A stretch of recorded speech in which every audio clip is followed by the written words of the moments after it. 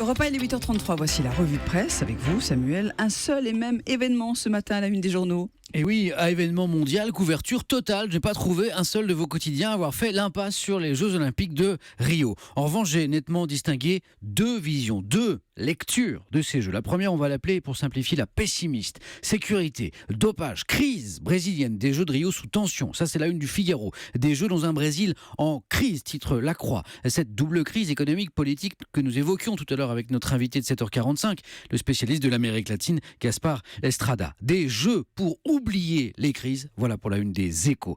Dans la nuit est tombé le nombre des athlètes russes autorisés à participer malgré le scandale de dopage généralisé dans leur pays. Et c'est à ce scandale que Libération consacre sa une. Libération qui raconte comment le fiasco de la Russie aux Jeux de Vancouver en 2010 a provoqué ce sombre projet. Comment de 2011 à 2015, des sportifs russes ont eu recours au dopage avec la bénédiction, le coup de main et même la supervision d'instances nationales censées sur le papier les en empêcher. Un dernier titre, allez, pour illustrer les inquiétudes sur cette édition 2016 des Jeux, celui du populaire du centre, sous le vernis des JO, le côté obscur de Rio. Mais tous les journaux sont-ils aussi inquiets et pessimistes ? Non, Sophie.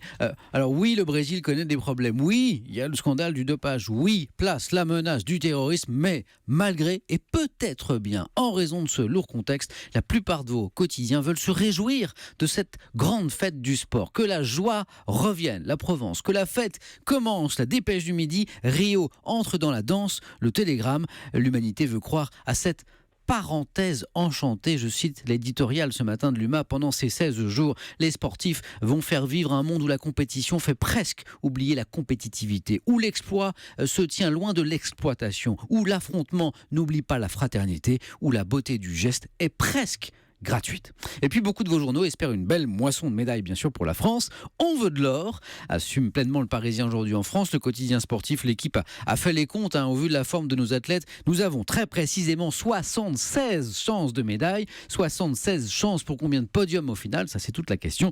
L'objectif il est de dépasser, on vous l'a dit ce matin, le record tricolore et une Olympiade, 41 médailles à ce jour. Et puis l'équipe qui s'est penchée sur le profil des 396 athlètes français. Oui, avec des moyennes. Alors, moyenne d'âge de nos champions, 27 ans. Taille moyenne, 1m84 pour les garçons, ça c'est moi à 20 cm près. 1m70 pour les filles. Poids moyen, 81 kg pour les hommes, 63 pour les femmes. Il y a le match des extrêmes aussi, 2m15 pour le basketteur Rudy Gobert. 1m44, 37 kg. Tout petit gabarit, petite puce pour la gymnaste Auréane Lechenot, qui est aussi la plus jeune, Sophie, 15 ans. D'ailleurs, pour tout savoir de nos athlètes, vous avez un cahier spécial dans l'équipe avec la photo de chaque athlète de la délégation tricolore. Voilà un beau poster à mettre dans sa chambre pendant toute la durée des Jeux Olympiques. Et c'était la revue de presse.